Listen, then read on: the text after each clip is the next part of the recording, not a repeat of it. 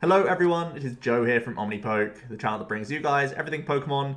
Today we're looking at the top 8 deck lists from 3 special events, as well as the most recent regional in Denver, which finished last weekend. And this is pretty much the last indicator we have, the last big tournament before the EUIC. So a lot of people will be looking at these tournament results to get a good grip of where we are in the meta right now, what decks to be preparing for, and if there are any new hot techs for some of the top tier archetypes, what's continuing to do well, and if there are any adaptations going on within these decks. So it should be very interesting. Obviously, Denver's probably the most important one of these events. The specials are all sub 100 player events, so they're pretty much like League Cups that more people travel to. Whereas the Denver is a 640 master regional. We don't quite have the full data of the day 2 just yet on Limitless. I know you can head on over to PokeStats to see a bit more of the stats at this point, but right now we're just looking at the top 8 deck lists and going into them in a bit more detail, and then I'll have a little bit of chat about metagame in more general terms after we've gone through the list. So we will start off with Denver. It was won by Caleb Gedimer's Zoroark Control archetype, another DDG player winning a tournament with Zoro Control. The last time we saw this was Altavia winning an Internats back in November in Brazil. And now we are seeing Zoro Control come back for the first time, really, in the Team Up expansion to a big finish. And yeah, it has a thick 2-2 Alolan Muck line. It's playing the Sun and Moon Grimer because it's being paired up with a couple of copies of Mysterious Treasure, which can help you find Grimers very early. This is obviously one win condition against many Zapdos variants, and even a lot of Pikarom variants have moved towards Jirachi, so getting that ability lockdown is integral for those matchups. You can also help find yourself extra Lele's on turn 1 for good consistency. You can even help grab Girafarig early for the likes of Malamar matchups as well, and a few other key ones when you're in other control mirrors. You can get lost some key pieces and win control matchups, which is pretty interesting. For example, you can break Lusamine loops from other control decks and stuff. That's really, really a nice option for you. So you have some nice Mysterious Treasure synergy going on here. The thick Zoroark, the double Guru, so if you are up against other control stuff, if they're going to get lost one of your monkeys, you can still, you know, like have the other one ready, and you can always resource management back in one monkey when you're in those sorts of matchups. Prizing's a lot less of an issue because they're not playing any Gladion in the list, so playing 2 copies really relieves that pressure from the deck. So yeah, very straightforward Pokemon line for controlling builds. It's playing 4 Lily as well as 2 Judge for hand disruption. You would so often see, you can even look back on some of the games of Caleb playing the Zoroark control deck. He would combine Judge with his Muck a lot of the time against these lightning-based decks to try and, you know, win one over on them and get them into awkward hands. Double Guzma, double Acerola. It's playing 4-4 Ball Search, 4 Crushing Hammers, 3 Com, those treasures, 2 Enhanced, so lots of energy removal. It's got all the usual stuff. It's playing the Blower. The 3 bodybuilding dumbbells coming into this list, trying to be as tanky as possible. It means you can be aggressive and not be too worried about baby Boswell turns with Sledgehammer. Sometimes because you have the dumbbells to just push yourself out of range. And again, pushing yourself out of range for the likes of Blacephalon, pushing yourself out of range for the likes of Pikarom in many key turns is a really big deal right now. Field Blower's not played in pretty much any deck outside of Zoroark, so Dumbbells really does get huge value, and it's doing a good job. We saw in a previous tournament, actually, Dumbbells did well. I think it was in Brazil. Dumbbells did well with a Zoroark list, and now we're seeing it be incorporated into Control to great effect. So 3 copies, obviously no choice band in here at all, just Dumbbells for their option. Then they play 2 different stadium cards. One's Lavender Town, so you can scout your opponent's hand. This can help inform you if you need to judge them or whatnot, or what you need to stay out of range of and whatnot. So letting you know when you need to hammer, when you need to Acerola, if it's going to be a good time to Guzma stall stuff. The Lavender Town helps inform you for that. And you have the Champions Festival as well. Pretty much a direct counter to Shrine of Punishment. That's the idea behind the stadium card. Really, they just want stadiums that can bounce other stadiums. Obviously, you can get some free information. The opponent can also get information, but the idea is you're trying to make them draw dead. So it doesn't matter that they can see that you've got the busted cards in your hand, because you're going to mill all the way down to the bottom of your deck so you can force your way into resource management and then access those cards immediately. So it doesn't really matter that they can see your hand, because you're the one dictating the pace of the game. That's the idea. So although it is a two-sided effect, you're the one getting much more benefit out of it. and then just 4 DC is going to round out the energy count. Yeah, really nice controlling build. Like I said, it's trying to punish a lot of the lightning decks and their reliance on Jirachi. Also combining it with Judge to just buy yourself turns of tempo and get ahead of them just by hitting 120 every single turn and keeping them honest. Oftentimes that's just going to win games, especially when you can Crushing Hammer away energies here and there against Pikarom once they are in a weaker hand. And just in general, getting rid of all these energies in Zoroark mirror matches is going to be a load off your mind because you're much less concerned about the likes of the Lycanroc if you can get rid of basic fightings. Obviously, Enhanced Hammer is good if they're going to be playing unit energy based builds alongside Weavile and whatnot, so that's going to be strong. This is a little bit worried about Weavile in general and Zoroark if they are going back to playing Lucario alongside like 5 basic fighting, but it has felt like a lot of people have dug into that count, and also Field Blow has been cut from most of those lists, so the Dumbbells really comes in clutch, forces people to play Choice Bands and Kukuis on top of that to get one-shots on Zoroark. Don't get me wrong, there are some awkward matchups here for the deck. It's not flawless, but it felt like it was once one of these things where DGG have once again picked a moment to play Control, and it's just the perfect deck for the tournament at the time. That's not to say that it won't be popular at the EUIC, but once again, just like we saw Altavia win with Zoro Control for one event, everyone then had tech cards for Control, and then it became much less of a safe play. So although this was a winning list, I don't expect it to be the most popular Zoroark variant going into the IC, but I would still expect there to be a lot of controlling variants in general because this top cut is full of control-based decks. There's 2 Hoopers in here, there's also a Celosaur, so 4 out of the top 8 are all controlling-based decks that can take prizes, but they can also out-resource the opponent a lot of the time. That is their main strategy, so do be on the lookout for that and have techs in mind for these stalling decks, either playing your own Gurus, maybe Persian going into some Zoroark lists. That's sort of crept around a little bit here and there in tournaments, or just having more instant answers to the things like Zoroark and Reggie Hooper as well. Stuff like more let loose, more Judge on your own end can definitely punish these sorts of archetypes, so that's something to bear in mind. Let's have a look at a couple of these Reggie Hooper decks. It was a deck that got all the way to the final, eventually losing to Zoro Control because, you know, Zoro Control has infinite value and infinite recovery. This deck is a little bit less infinite, especially when Caleb is the one that can judge all the time and make people draw dead. It's playing the 4 Regigigas, obviously a tanky basic Pokemon that also can combine with Ancient Crystals down here to make it effectively a 210 hit point non-GX. 3 Hoopers, obviously an annoying ability to get around, as is the Shuckle. 1 Magikarp Warlord, literally for its hit points alone, being a big wall. Lugia GX, able to Lost Purge a pesky Pokemon that's been powered up, or something like an Oranguru in players list, so you can just get it into the Lost Zone so that they can't reuse it. Obviously, it's going to be really nice at just getting rid of big threats in general.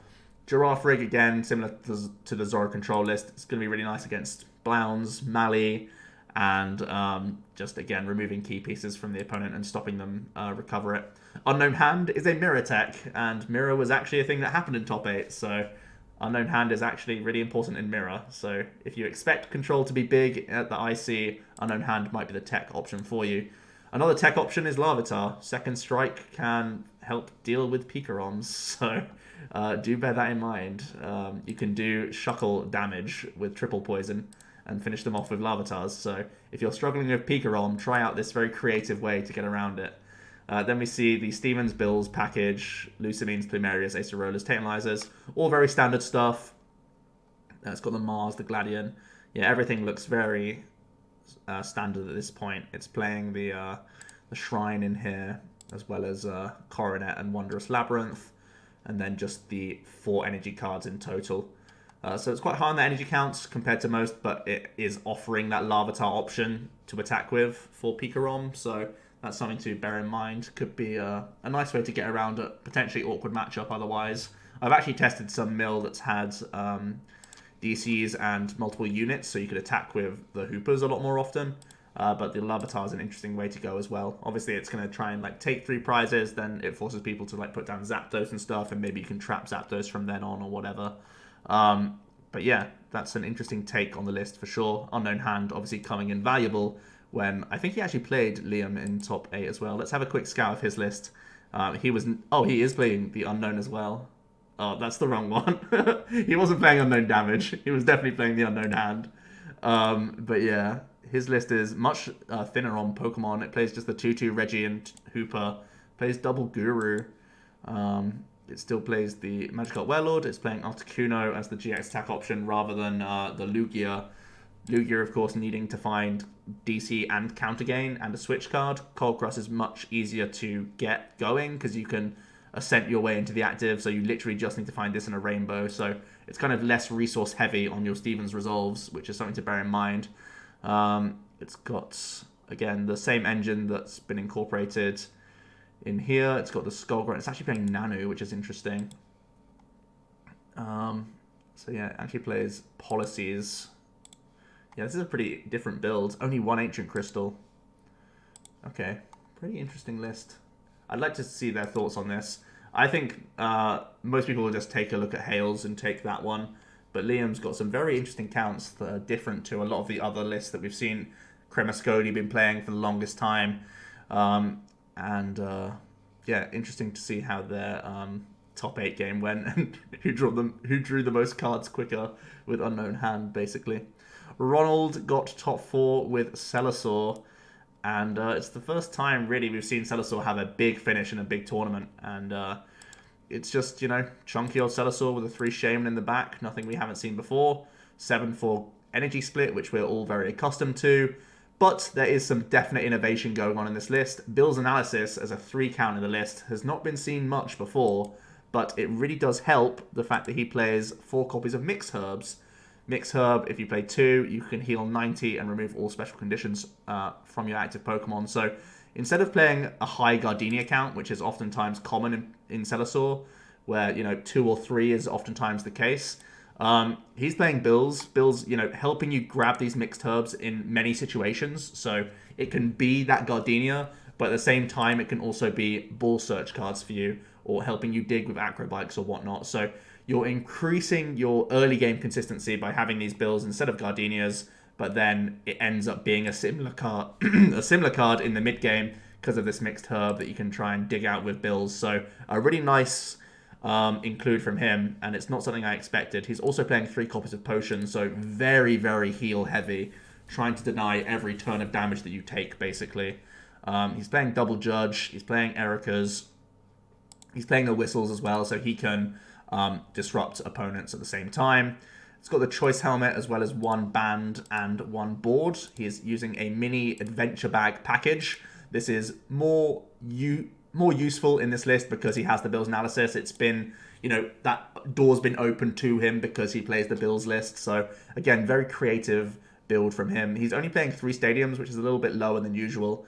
But again, Bill can help dig these out, and you always have your GX attack to recycle them as well and eventually win that war. So, yeah, creative Celasaur list.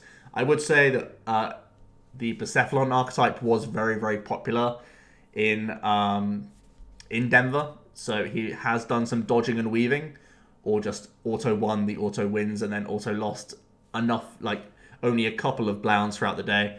But yeah, dodging and weaving with Celasaur is something you'll basically have to do because you don't want to see much Percephalon. Good news for Celasaur is that the Ultra Malamar seems to be on the down low. It seems to be like maybe the 6th or 7th most popular deck in the room in Denver. So that's a bad matchup that you don't have to see as much. Maybe a response to all these mill decks and Celasaur will be an increase in Malamar.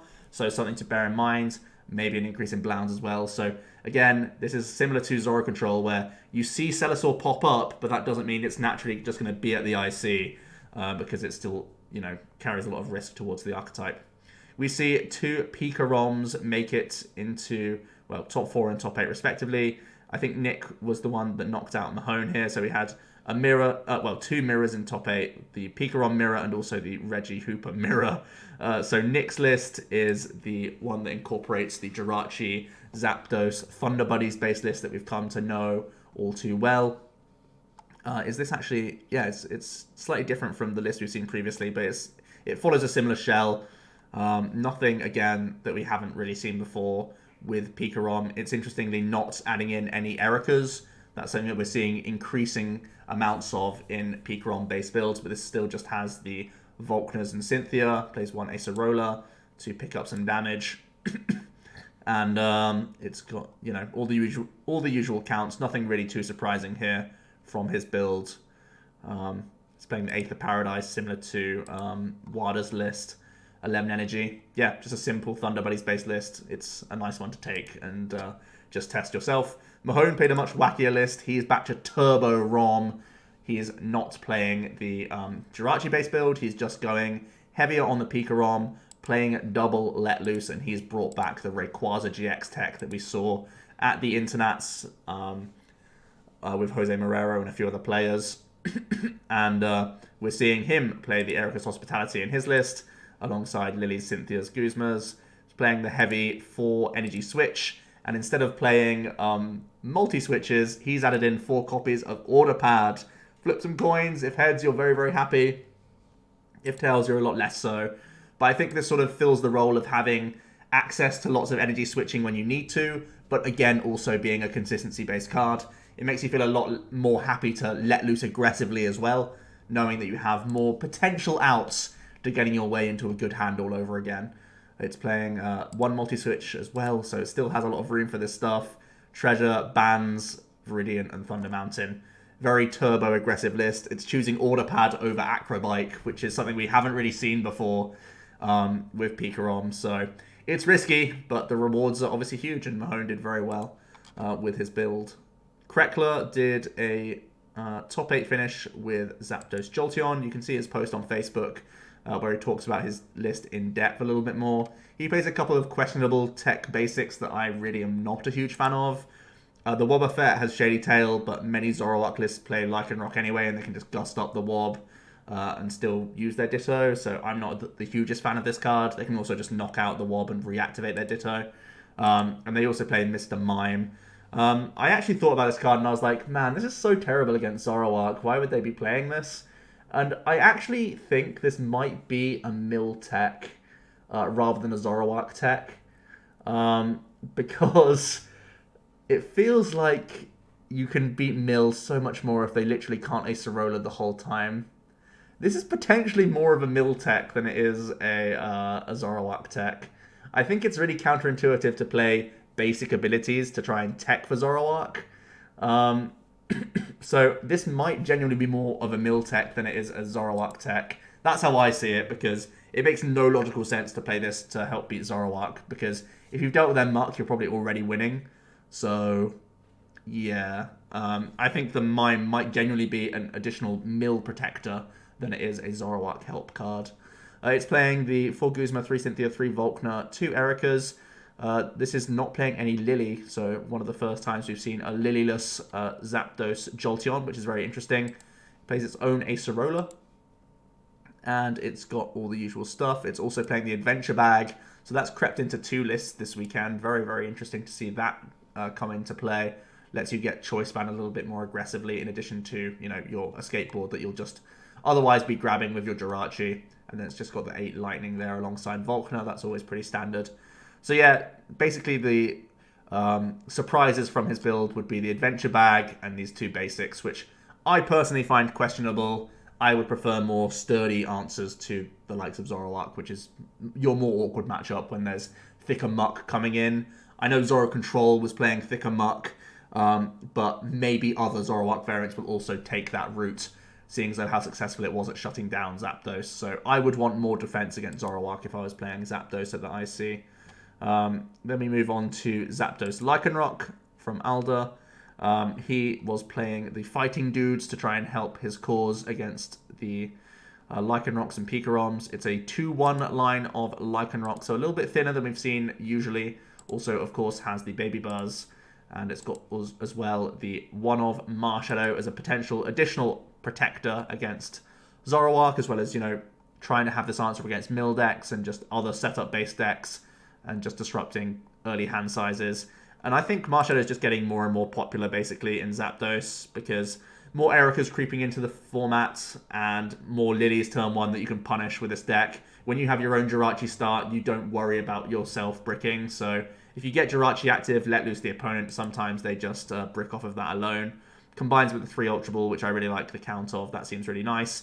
He's also playing Judge, so you can see he's trying to play a disruptive Zapdos-based build, and also has the Lycanroc in there as well. So I like this approach right now. I think because Erica's just making more people have like 10 plus card hand sizes, the Judge and Marshadow makes a good amount of sense to me in Zapdos. I really do like that option from him.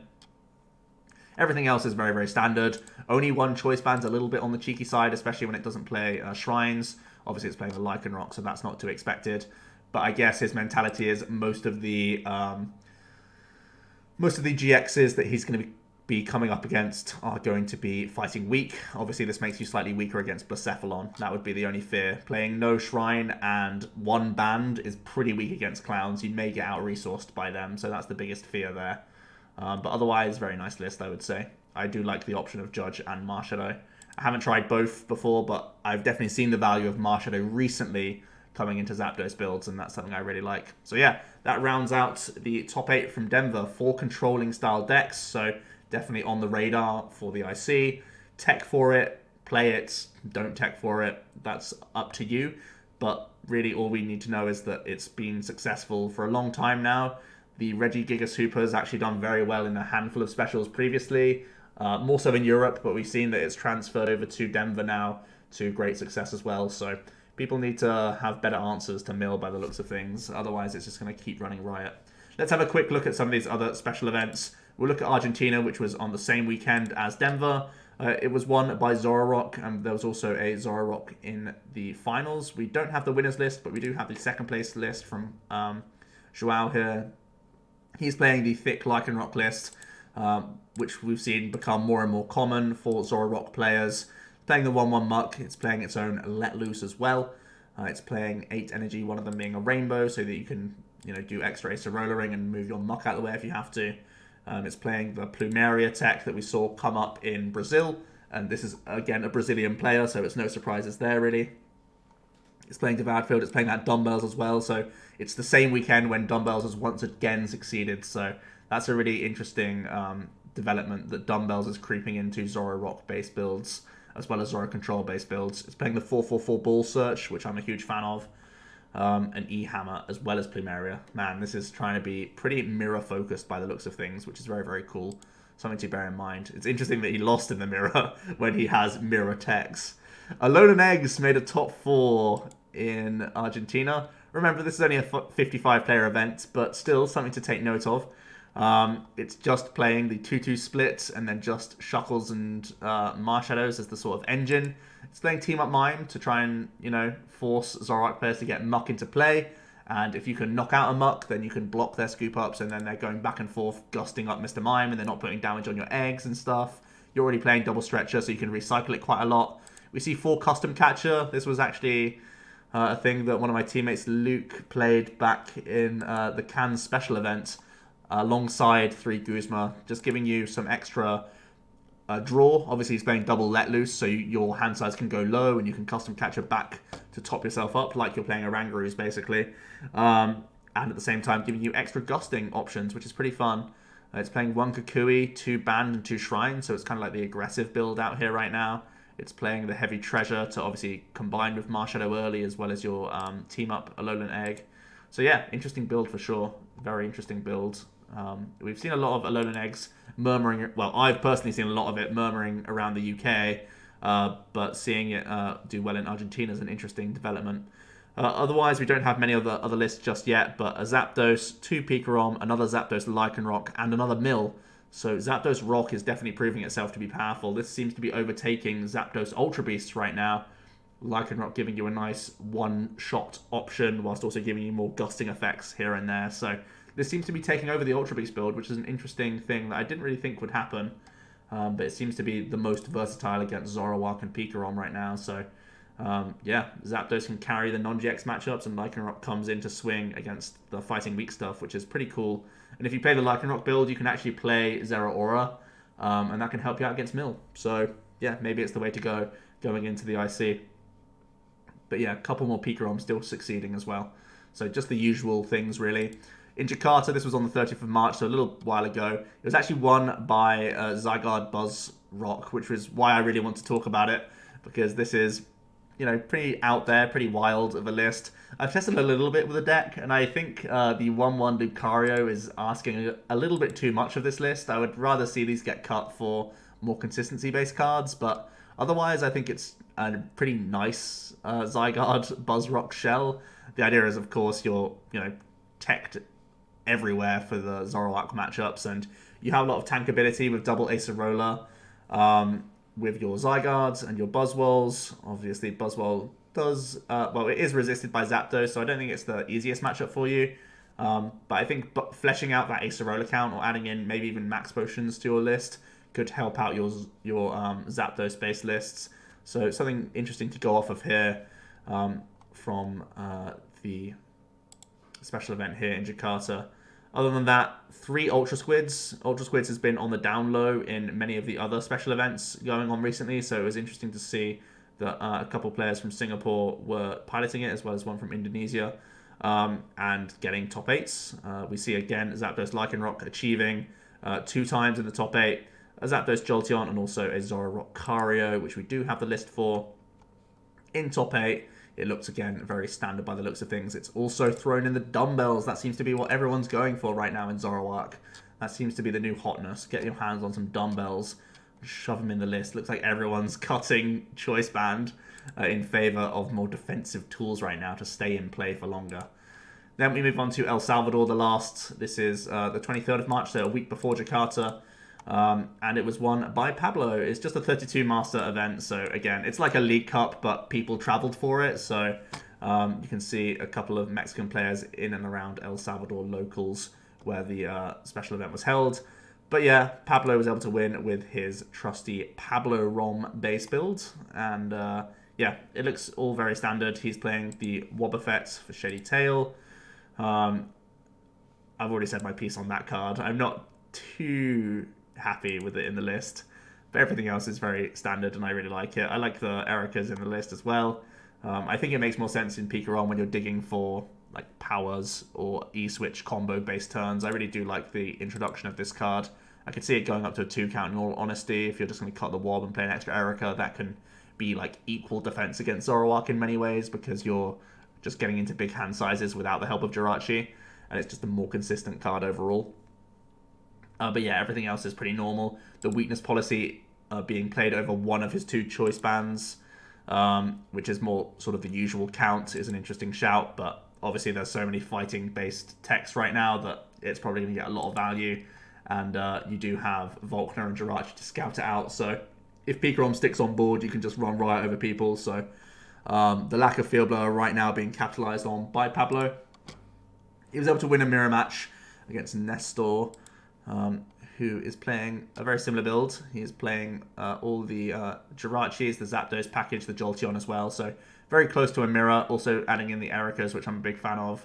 Po-Town is one of his tech stadiums of choice, which is trying to, you know, put Zoroarks and Lycanrocs and whatnot in your range a little bit quicker, which is a nice little tech stadium card there, but I don't think it's going to be one that many people will follow in future. I think Viridian Forest is just a nice, consistent option, or Aether Paradise for your own tanking is usually a little bit better. I don't think Pikarom has much trouble reaching on opponents, so the Po-Town seems a little bit cheeky from that perspective, but otherwise it seems like a pretty reasonable list overall. So that is going to be El Salvador's, well, those are the finalists, and then we see even more lists. Our first Blounds has made it in here, and Blounds is never too exciting. We've seen decks pretty much between like 2 cards of each other right now for Blounds.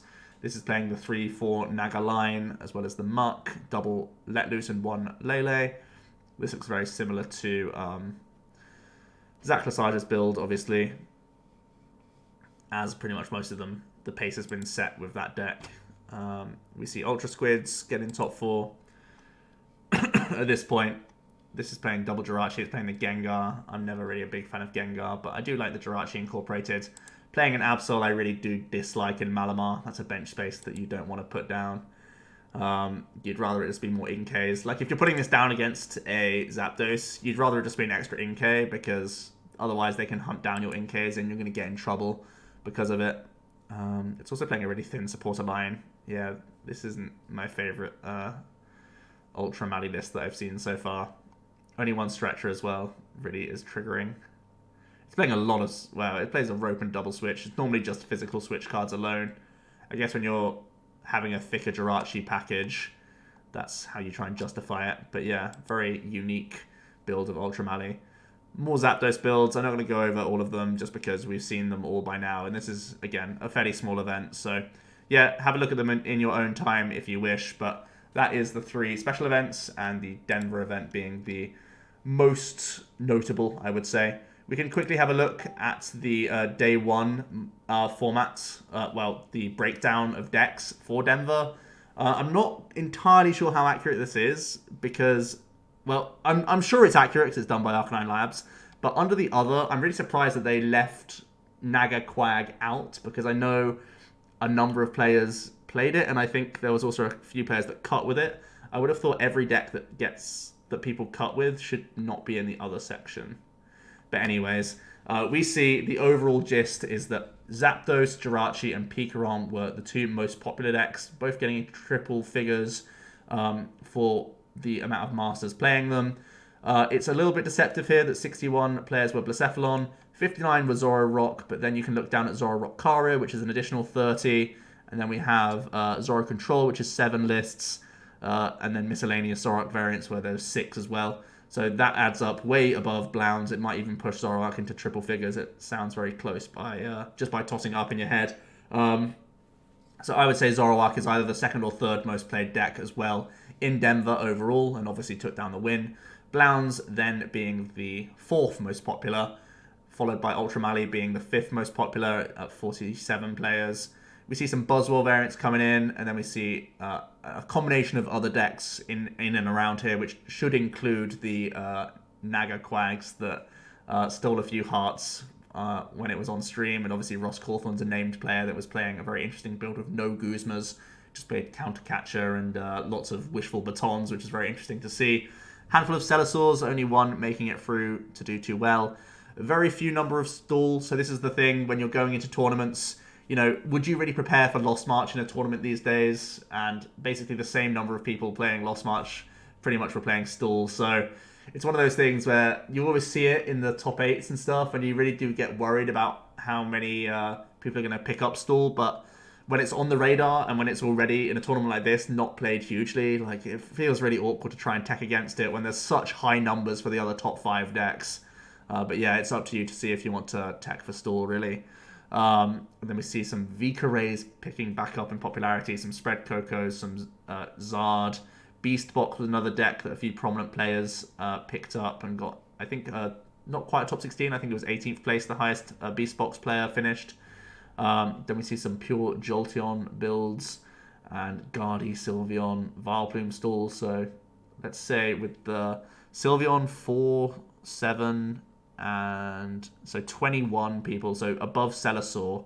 So I guess you have to value stalling decks as like the 5th, well, like the 7th or 8th most popular deck to keep an eye out for. But yeah, that's going to round out the Denver Day 1, which is pretty interesting to see. And then when you look at the like top 64, I'm sure it'll be out on Limitless fairly soon, or I think it's top 60 actually. That Limitless will have fairly soon, and you can even go on PokeStats and see it's pretty much half filled in right now. That's why I haven't really talked about it in the video today. But we'll see a better picture of how these decks converted overall. And then finally, we're going to have a quick look on Limitless once again and have a look at within the Sun and Moon team up format, how the decks have been shaping up points wise recently over the past 3 months. And looks like the most points right now. I don't know how often this is updated. Let's click on this and make sure, because I've done this before and it wasn't quite updated. Wait, I need to do this with a deck that I know has had recent placements. Let's check out this. How many placements has it had? Regional top 8's 8. That sounds about right. Team up Decklist 3. This sounds about right. It sounds like there's been... Yeah, it's updated with Denver. Perfect. Okay. Right, so these are up-to-date numbers. That's something I should have checked off camera, but anyway. We're just rambling at this point. But yeah, Zapdos seems to be the deck. I have split this into different archetypes. So pure Zapdos or Zapdos Beasts, like a combination of those 2 decks, is still the most profitable Zapdos deck in terms of points. But Zapdos, Jolteon, and Lycanroc both picking up speed definitely. These are the two that have taken way more points recently in tournaments. Ultra Squids, a lot of these points are from early on in the season. It was heavily played at the IC, and then it's sort of had a dip and not done too much else outside of one of these special events. Was it Jakarta? Yeah, in Jakarta it had a handful of placements, but that's really about it. Pikarom still just really solid and doing well. It can answer Mill as well, so it just feels like a reasonable, strong deck that isn't too worried about facing too many things. So that just seems to be one of the strongest contenders going into the IC, in my opinion. Zoroark doing well. Zoroark Cario doing well. Zoro Control way down here, but again, recency is something that you do have to bear in mind. Pure Turbo Rom is still have a lot of placements, and obviously Mahone's tried to revive that in how popular it's been, and it seems to have done pretty well. Blound's doing well in at 7th place. Reggie Hooper, definitely a top 10 deck and one to be aware of. Simeon Coco, only getting a handful of placements here and there. But yeah, Zoro Control with that recency effect where it's going to be in people's minds and they're going to be thinking about it a lot more going into the IC. So definitely a lot to think about, and it's going to be a real headache to choose a deck for the internets because it's one of those things where you have to make sure that you can beat the sort of top 5 a good amount of times, or at least go into tournaments with 50-50s against them, but also be aware of the likes of Stall and Celasaur and how you can cover your bases against those. So it's really going to be a mission to try and figure everything out, and yeah, you can see that I'm already losing sleep over it. But yeah, that's going to be it for today, guys. Hope you did enjoy this little walkthrough of the most recent results, and yeah, soon we're going to be moving into the top 10 decks for the International Championships. I've started to collate that video. Also, next week, we're going to start the new format deck profiles. This week, though, it's going to stay with standard. I think I'll be profiling some of my own builds of the likes of the Zoro Control, the Reggie Hooper, maybe one or two of these other decks that have done well in the specials as well. And then we'll wrap up this week with a nice little bow by having the EUIC sort of prep video. And yeah, then we'll be moving on to new format stuff. So all pretty exciting times. So I'm really looking forward to some of the upcoming videos. So stick around. Hope you did enjoy. And I'll be back tomorrow with a new video. Cheers.